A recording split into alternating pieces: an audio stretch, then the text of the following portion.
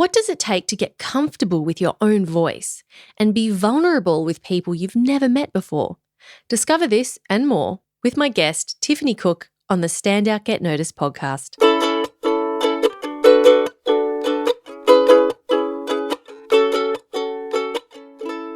Hi there, Rockstar, and welcome to episode 287 of Stand Out Get Noticed. I'm Christina Canters, communication skills trainer, speaker, and MC. In this episode, I am beyond excited for you to meet Tiffanee Cook, who is a performance and mindset coach, champion boxer, and host of the spectacularly successful podcast, Roll with the Punches. Since launching the podcast only 2 years ago, Tiff has produced 474 episodes and counting. By the time you hear this, it'll be more. Today, Tiff is sharing what she's learned about communication, vulnerability, and overcoming obstacles through her experience of meeting and interviewing so many unique people. So if you're thinking about doing interviews for a podcast or an Instagram Live, or even if you're just looking for some inspiration from someone who's gone through some difficult times and has learned a lot about themselves, this will be an awesome episode for you. So let's get into it. Enjoy this one with Tiffanee Cook. We were in the middle of lockdown in 2020 and my life was working as a PT, and I'd previously bought 2 gyms and they hadn't yet turned a profit. So they got shut down. My ability to make an income got shut down. Fortunately, Ambulance Victoria gave me a contract training them online, which will be relevant in a moment. And as a part of that contract, I said I would do on a Friday, a Feel Good Friday get-together, which in my mind at first was just a casual get-together chat. We'll have a wine. We'll have, for the people that don't want to do burpees and push-ups. Of which there are many. Yeah, a lot. Unbeknownst to me previously that. So I started that, and within a few weeks I started getting friends and people in my network to come and speak to these guys to teach them. The first one was like an aromatherapist. And I was like, how can we do self-care at home? Like, how can these people look after themselves at home? And then that sparked a bit of an idea, and I reached into my network and I put together a 6-week schedule of who I'd get to speak to these paramedics.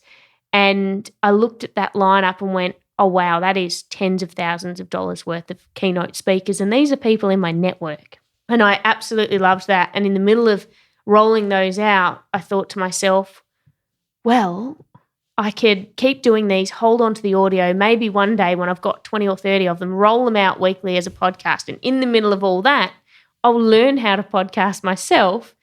And that was the thought, which, as you know, my personality turned very quickly into, I borrowed your gear, I thought of a cool name, and I told the world to look out for the podcast before I'd even figured out how to get my voice from the little black box you taught me to record on into the airwaves.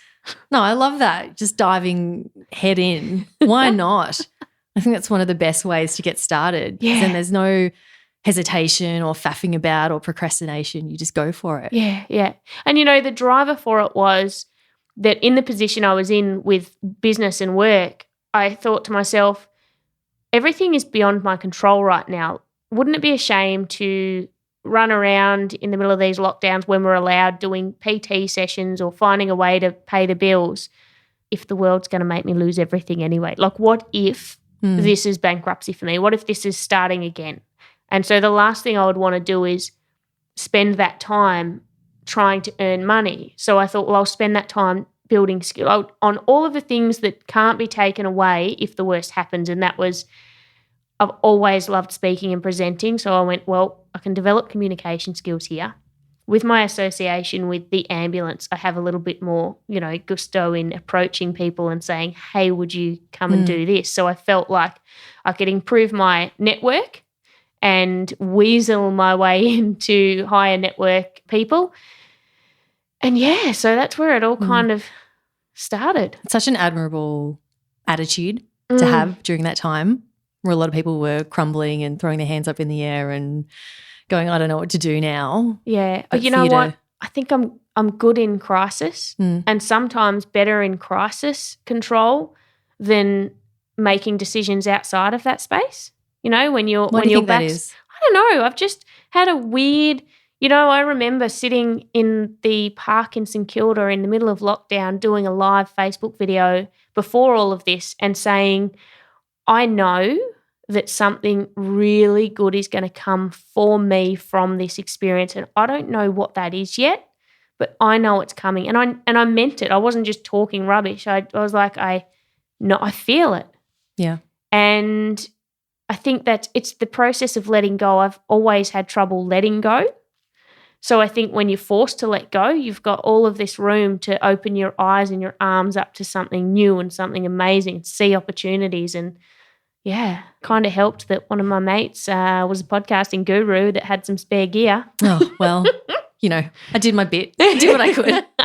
So, Tiff, let's talk about what you learned in those early days because, there'll be people listening who are thinking of maybe starting a podcast or maybe doing some interviews for videos or even doing some interviews for events, interviewing a panel, that kind of thing. Yeah. And you hadn't done any interviews before. Tell me about the very first one. Who was it? How did you feel at the time? First one was an amazing guest. He was a mate of mine that I'd met.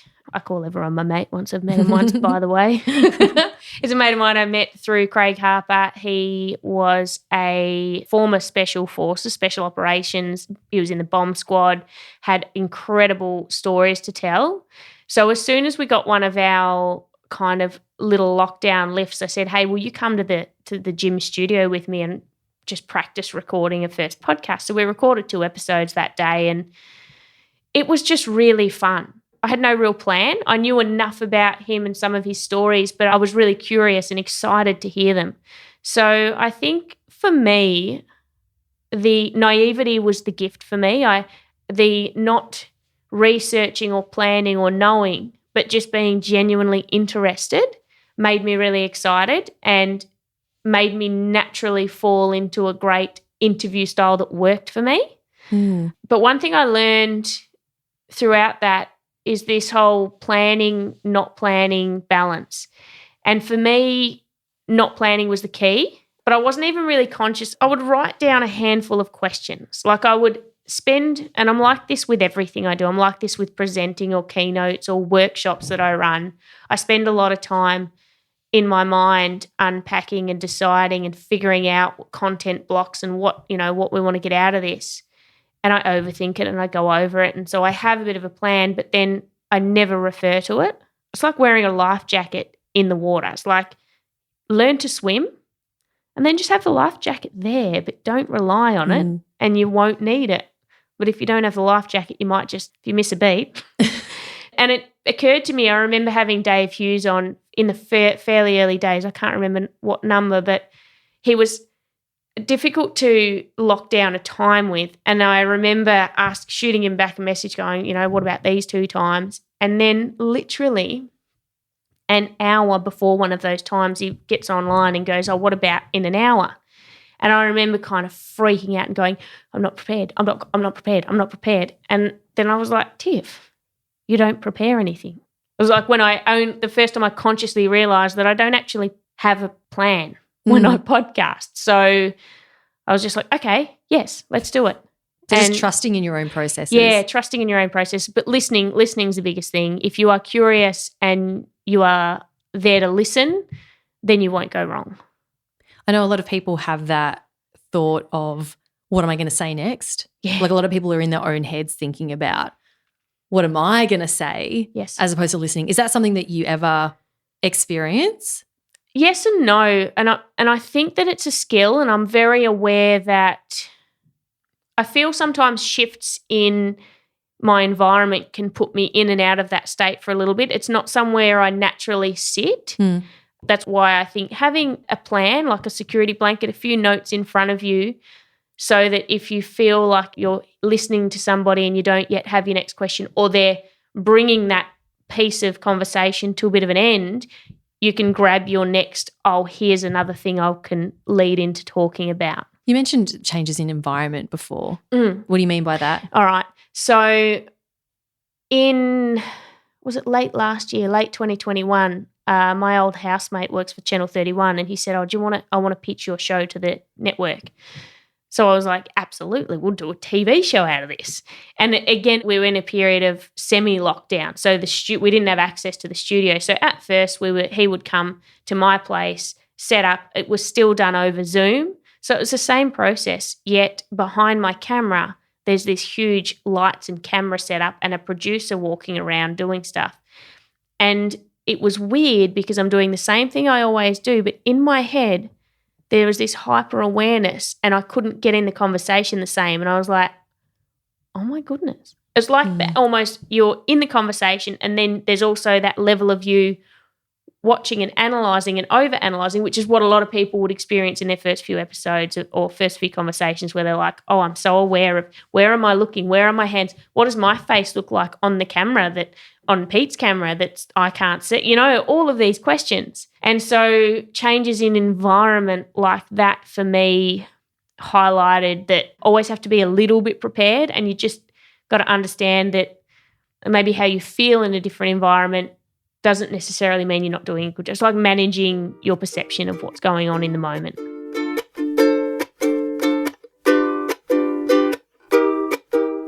When you mentioned about the not preparing, I think that could also, it also allows you to bring some vulnerability into the podcast. And I really love that you're not afraid to share that you don't know everything about that person. Yeah. Like I was listening to an episode with, I can't remember her name, but she was doing the research into baby brain.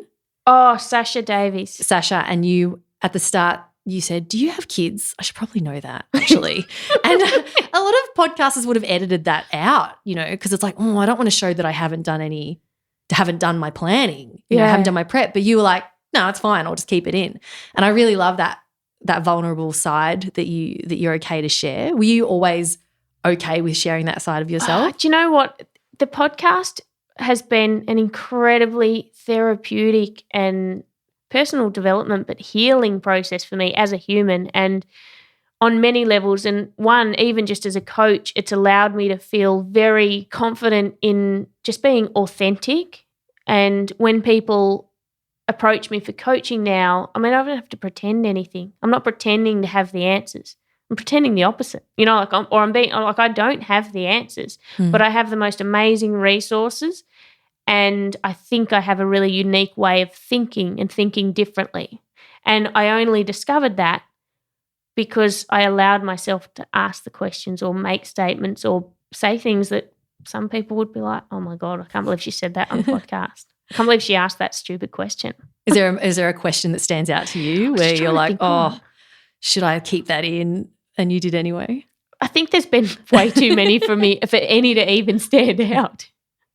Yeah. It's just part of who you are. Yeah. But just sharing the deepest parts of myself has been quite an amazing, it's strengthened my ability to have close relationships outside of just podcasting. I realized really quickly, like the first 5 episodes, especially number 5, I went, this is weird. Like I'm asking questions of people that I would, to a personal nature that I would never normally ask or pry. But I'm also sharing at a level that I would never, and it was just something I'd never experienced that in life before. And I was like, why am I, but like the boxing ring for me, when I learned things about myself in the boxing ring, it was a metaphor and it would span out into other areas of my life. And this felt the same. It was like, well, what's happening in here is like the playing field for life. And so that will bleed out into life, and it did, and it's such a great experience. How else has it helped you in other parts of your life? Oh, all areas. Like, well, one, I think just, the whole goal setting, where do you want to be? Where do you want to be in 5 years? I don't answer that question anymore because 5 minutes before starting a podcast, that was never on my radar. So I go, I'm open to opportunities and I'll see them, but I'm not putting the blinkers on and having a plan. Also realising our perception of people and our perception of the world is only our story. It's only our perception. And just to be really curious about that. So when you were asking these people these deep, vulnerable questions, did you ever think that you would be then encouraged to bring your own vulnerability to the podcast? I did it quite balanced. I was definitely doing both. I'd never asked someone to share something that I didn't share. And I think the reason people opened up in ways they did is because I would open up first and they went, oh, okay. But it's been amazing because there's been several times I've had people coming on that are speakers that speak about really vulnerable topics. And there have been more than one occasion that they have said, I've actually never shared that part of my story before. And like I have goosebumps saying that because that's really special to me. When you get someone that's used to talking about their story and used to sharing it but hasn't shared at all. Absolutely. And I'm the same. Like I had a guy come on, a psychotherapist, Dr. Bill. He's featured a lot now, not just in episodes but just in conversations on the podcast. But he come on to talk about his book about mental health. And that first episode turned into the most vulnerable and confronting episode. It turned into a psychotherapy session on me. Podcasts that normally get put up within days, that one went up a month later. Took 2 weeks before I didn't realise, but it took me 2 weeks before I'd even opened the file to edit it. And another 2 weeks of deliberation of, can I put this out into the world? And I was very nervous and very uncertain about how that would be received and how I would feel. And it was amazing. Like it was, again, just very therapeutic and healing. And did you get messages from people? Yeah. From that episode? Yeah. What episode number was that? 168. 168. All right. I'm going to link that up so everyone. It's a big one. It's a big one. Yeah. But, that was the thing, is realising. And do you know what's really funny as well is sometimes thinking that an episode's not going to land, like we need to step out of our own way and everybody else's way. Like sometimes I'll think, I don't know if this is a great episode for people. And sometimes those are the ones that I would get messages of people thanking me going, oh, you just know who to talk to. And I'm like, oh, great. Because we forget that not everyone lives in our head, in our world, with our perceptions. And sometimes people want more complex stuff or some people want really simple stuff. And everyone sees themselves in a part of someone else's story. And that doesn't always have to be me. Like other people will still resonate with things. So let's talk about communication, because I remember speaking to you in the early days of your podcast and you were like, oh, I've learned so much about just how I'm communicating and it's helped me improve my own communication. Can you share what doing so many interviews, how it's helped you with your own communication or what you've learned about communication? Oh, well, there was one point that I would occasionally listen to an episode that I'd just published and have to Google the words I'd used. Have I used that correctly? And where did that come from? So you start to realise that you, like the learning, 3 months into podcasting, I was telling everybody that I learned more than I felt I could ever learn in any university education. I felt like the world had literally opened up. So my vocabulary, my understanding, the term, like it just evolved. I didn't mean to. And I remember before that thinking about running events and speaking. And the thing that was always on my back about it was I had this feeling, we all get imposter syndrome, but mine was really revolving around I need to know the science. I need to know the terminology. I need to teach blah, blah, blah, blah, blah. And so I was getting really caught up on, well, I understand the concepts of the things I want to talk about, but I forget the details and I forget the terminology and the names and the science.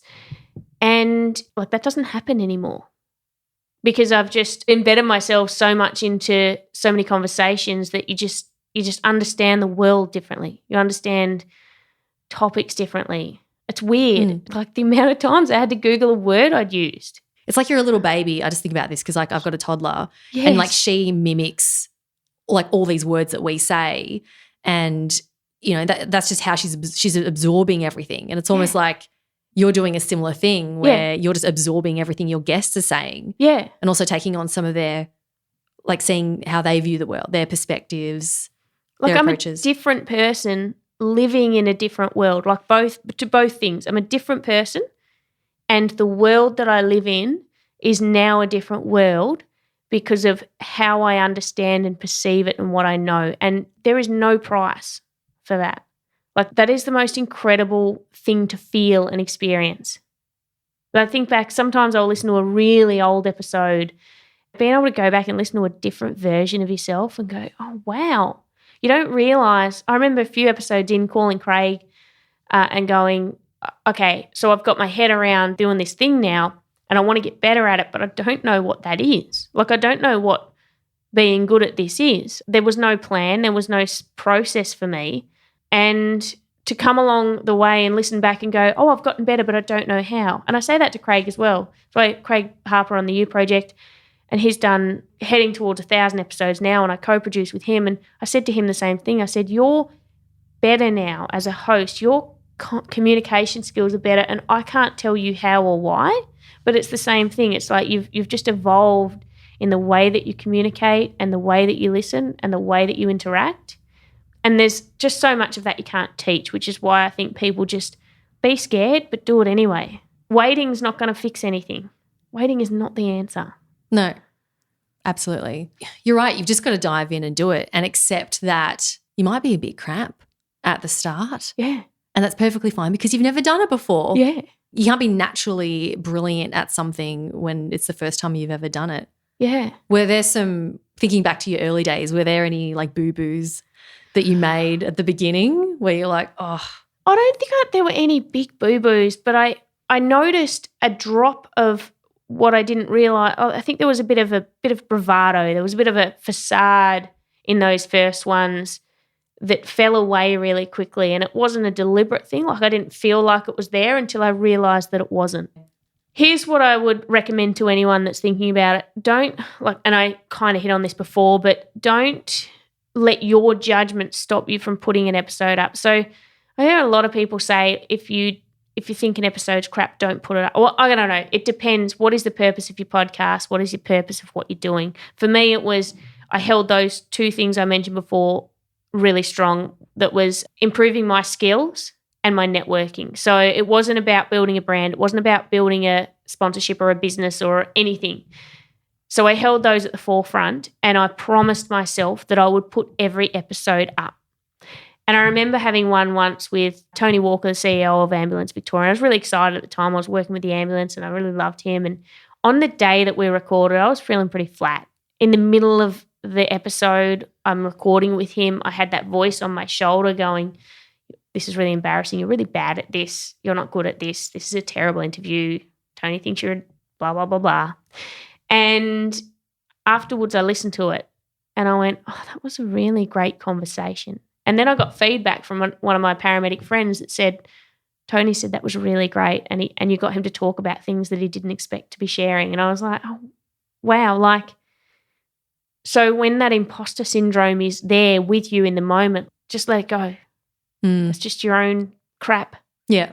And like you said before, there have been times where you're like, oh, I don't think that was very good. Like, who's going to find that useful? But then there's people out there who will, because they've got different life experiences, different things that they need to learn, and it's going to impact them on a deeper level. Yeah. And I think that I'm shining a light on guests, not on me. So if I'm the one that sounds like a douche in the conversation, it doesn't matter because it's not about me. It's about the person that's on the podcast with me. Absolutely. And that just takes the pressure off you as well when you make it about the other person. I'm just a bogan, Christina. I mean, have a listen to this voice. I love that you've embraced your boganness. Oh, it's so funny, isn't it? I remember when I was starting, I was like, am I really going to start a podcast when I sound like this? Have a go at it. Whenever we run podcast courses and we get people on the mics, I always ask, all right, hands up if you love the sound of your own voice. And no one ever raises their hand. No one. And everyone's like, I hate my voice. And we're like, yes, because people have never heard themselves before through headphones, and all of a sudden they hear it and everyone hates it. I've learned that over time you just learn to be okay with it, even though you don't love it. For me, I just want to be authentic. I'm not pretending to be anyone. This is not about me. I'm not here to teach you anything. Well, I'm here to teach you any stuff. But, I don't want people to go, oh, this person's a... Yeah, you don't want that radio like, hi and welcome to the blah, blah, blah show. Yeah. Like, listeners don't want that from podcasts. Well, this is what I said to you about doing solo podcasts. You're really amazing at that. I find that really challenging still because most of my shows are with guests. And so I've done a handful of solo ones, but I find that show voice, I find it really difficult to make the switch. And because I'm, 4 episodes a week, time poor with it, I'll have, if I don't do get a one-hit wonder where I get down, start talking, and if I have to restart a couple of times so I'm not happy with what I've said, that's it. Gets packed up, and I've probably done about 4 or 5 solo episodes in total. Keep on going. 1%. You'll learn more. Look at it this way. It's all a learning process. Yeah, but that's environment, right? Because I remember presenting on somebody's business webinar that had hundreds of people and I couldn't see them, right? So everyone was on Zoom, but there were no faces, and I had to talk for an hour. So I did that for an hour with no feedback. But in my mind, there's people there, and it's weird to sit in front of a computer and go, why can't I pretend that? Why all of a sudden my brain knows it and the environment is different and now I can't perform? So it's just understanding and hacking and finding your own way to ease into it. Yep. I record my solo episodes in my wardrobe. So I'm basically staring into my clothes. Oh, that's... But you're right. Like I have to imagine my audience listening. Yeah. I imagine their smiley faces because otherwise you can't do it. Yeah. But it takes time to figure that out. This is why a lot of people struggle to present on camera as well because they're speaking to a machine, like a device. Yes. As opposed to speaking to human faces. Yeah. You've got to somehow either physically put pictures of people behind it or imagine it. Yeah. I think I start listening to what I say as well. So I'm the speaker and the listener at the same time. That doesn't work for me. I'm like, you got to stop being the listener. Just worry about what you're talking about. Pretend there's people there. Oh, the levels. There's just so much going on. Yeah. So, Tiff, do you have a dream guest that you haven't yet had on the show? Oh, I've got a couple. I want Joe Dispenza, obviously. Everyone wants Joe Dispenza. And Dr. Gabor Mate would be a dream guest. We've got, Craig's got him coming on the U Project in the year. I have got Bruce Perry coming on the end of the year, and he's a dream guest too, so I'm very excited about that. What does he do? He just released a book with Oprah Winfrey called What Happened to You. So, yeah. Wow. Yeah. Love it. I'm a bit of a trauma nut, so anyone in the trauma space, it's kind of a weird thing to say, isn't it? I love your trauma. Share it with me. Any final tips for someone who's thinking about getting started? Maybe not with a podcast, but just having a conversation with someone, interviewing them, sharing that knowledge.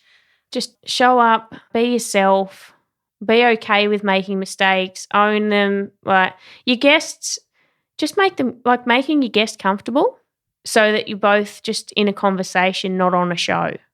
So you just, a couple of minutes having a little chat and you're good to go. Love it. You make it sound so easy, Tiff. Boom. It's so easy. Easy. You got this. You got this. Let's do this. You got Tiff's blessing. Go do it. Well, thank you so much, Tiff, for joining me on the show. It's been an absolute pleasure. Where can people find you and your podcast online? You can check me out at www.rollwiththepunches.com.au and all the usual podcasting haunts.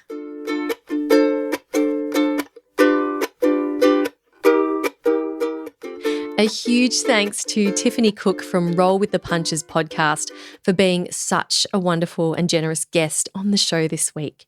Make sure you subscribe to her podcast and learn more about her work at rollwiththepunches.com.au. I'll also link up where you can connect with Tiffanee as well as the podcast episodes of hers that we mentioned in the show notes at thecmethod.com/287.